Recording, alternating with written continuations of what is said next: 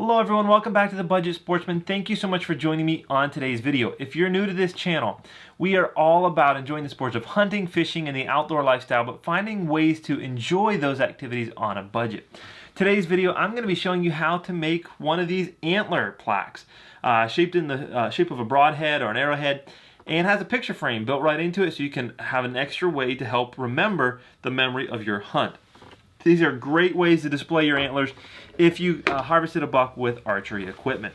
There's three things that I want to address quickly before we get into the bulk of the video about how to make these plaques. Number one, all throughout the video, I'm working with power tools like drills, saws, routers. Please do this safely. Practice safety first.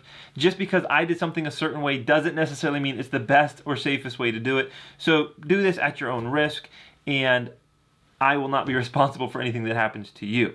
Second is an apology. I got so into making my plaque this time and trying to video it that I sometimes didn't quite pay enough attention to the camera and things got out of focus, or they just weren't quite what I hoped they would be. So you just have to forgive that. I think you'll still get the idea of how to do this as we go through. The last thing that I want to say is that I personally do not have a shop full of my own woodworking equipment, but I am so blessed and thankful to be able to have access to someone who does have that kind of shop, and I'm allowed to use those tools. If you don't have access to all of the same tools that I have, don't let that scare you. Go ahead and use the tools that you have available to you. Maybe you need to make some modifications to the design or make a different design, but go ahead and try it. Even if you have to use hand tools, or maybe this is an opportunity for you to go down to Harbor Freight and buy some cheap tools to get you started and ready to go. So, with those things out of the way, let's go ahead and proceed with how to make one of these lovely broadhead plaques. The first thing you're going to need to do to make this plaque is to draw out your pattern. Now I'm going to have the pattern up on screen right here. You can certainly take a picture, screenshot it, or just pause the video for all the dimensions. But I'll also have the pattern over on my Facebook page. You can find it there. Now I'm using a 1x12 by 24 inch oak board from Lowe's. They typically cost around $17. You can certainly use any wood that you want. And again, I'll put a link in the description for that particular piece of wood. The actual measurements of this board are 3/4 inches by 11 1/4 by 24 inches. If you have any questions about the measurements on the plans, you should be able to figure it out knowing that I'm using the full width of the board at 11 1/4 inches. Now this particular mount I'm making in the video is my second one of this exact same pattern. And so I was doing exactly like the first one so they would match. If I was going to start all over again, I would consider making the arrow shaft just a little bit longer. And the current plan is only 3 inches long, but if you're using a 24 inch board, you actually have room to make it quite a bit longer. I'm going to throw another plan up here that the shaft is actually 5 inches long, so do what you think looks best. Certainly customize the plan however you see fit. Now once I got my plan drawn out, the next thing that I'm going to do is I'm going to create my keyhole that's actually going to be what I'm going to use to hang up the plaque. Now if you're using a metal hanger or a metal keyhole or some kind of a picture hanger, you can do this later, but I'm going to be using a router bit called a keyhole bit to make this, and I want to do it while I still have a straight edge on the board. So I'm going to measure out the center on the back side of my board. Now because I don't have a plunge router, I'm actually going to start by drilling the starter hole first, so that way I can lay the board down on my table with the bit up in that hole and then create the slot. One thing you need to consider is that you push the board in the right direction to make sure that the slot is moving in the right direction to actually hold up your plaque on the wall. Now we get to cutting out the pattern, and I decided to use multiple tools just to make the job as easy as possible. But certainly use what you have available to you. I use the table saw for some straight cuts, as well as the jigsaw and the scroll saw. Now the jigsaw cuts a lot faster, but it's not quite as tight on the corners. And the scroll saw is a little bit better for detail, but it cuts really slow through that heavy dense oak wood. Another thing that I did is I actually clamped boards to act as a guide along some of the straight edges that I wanted to cut with the jigsaw, and that worked really well for me. If you don't have all these tools, you definitely can cut the whole thing out on a jigsaw or a scroll saw. If you use a scroll saw, it's definitely going to take a while. The next step is to do your initial sanding. This is really best done on something like a belt sander, but it can also be done with any other kind of electric sander or even sandpaper and a block. You just want to make sure all of your edges and saw marks are nice and straight and cleaned up. If you have any waviness because of your sawing, you definitely want to get those straightened out now before you router in the details. The next step is when this really starts to come together and start looking like a broadhead. This is when we cut in the bevels. Now, I recommend practicing this with a scrap piece of wood you cut off from the project, particularly one of the triangles that you have left over after you cut out the shape of your broadhead.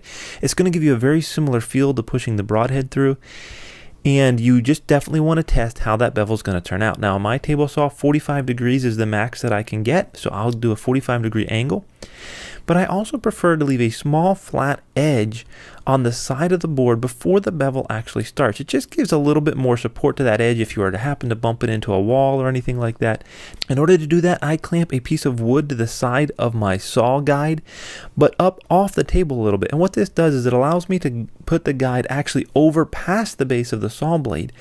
And then that allows me to get the right positioning of my piece of work to get that flat edge before the bevel actually starts. This is something you just want to take your time with. Again, practice as much as you need to get it right before you run your hard work through that table saw. Next, we're going to go back to the router table, and I'm going to use a roundover bit. Now, the particular bit I'm using is a 3/8 inch roundover bit, but you could use whatever you want. You can use a 1/4 inch if you want a little bit of a less of a roundover. Or you could even do something fancier than a roundover if that's what fits your taste. One thing I want to warn you about is when you're doing this, you're going to be doing it face down, but you don't want to run your roundover bit too far down this way, or you'll end up hitting this part and making a weird transition there. You just want to come part way down, maybe about halfway. You know, you can do your own research here. Come about halfway down, and then you're going to have to finish off that roundover down to the bottom of the shaft with sandpaper or files, a knife, whatever you got to kind of help finish that off. But you don't want to go all the way down. One other word of warning here, you want to do this step before you router out the back of the picture frame, which we're going to do next. Because if you don't do it in this order, you can ruin your whole project. Ask me how I know. Now the next thing we get to do is we get to cut in the slot for the glass and the backing for our picture frame. What I do is I go buy a cheap picture frame from the dollar store for usually around $2, and then I take the glass and the backing out of that and use for my picture frame. When you're cutting in this slot, one of the things that you need to do is you need to set your router depth to match the glass plus whatever backing you're using, and you want to consider how deep that's going to be and what it's going to look like on the front. Now what I did is I just laid out my piece of glass, I drew around it exactly where I wanted to go, and then I routed it out kind of by hand and by eye in this case.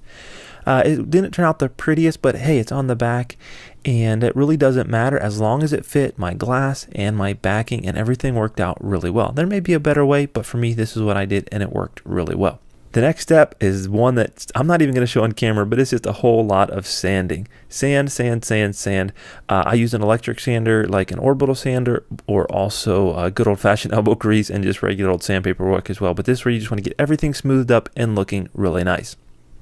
Once that's done, you're on to the place where it's all going to start coming together with some stain. I'm using Minwax, and it's the particular one I'm using is English Chestnut 233 if you want to match the color that I have. One thing I'll mention is if you want to do more coats, you can certainly get a darker color with the same stain. I actually only did one coat and it was just fine. But again, use whatever particular stain that you think looks best. If you don't like English Chestnut, find something that works for you. And again, I just apply it with a paper towel, one coat, put it on fairly thick, and then just wipe off any excess. Now, before you go ahead and mount your antlers, we're just about done, but you want to add some fasteners for your picture frame. Now, depending on the frame you got for your glass, you might actually be able to take the screws and the little retainers off of the picture frame and use them on your own.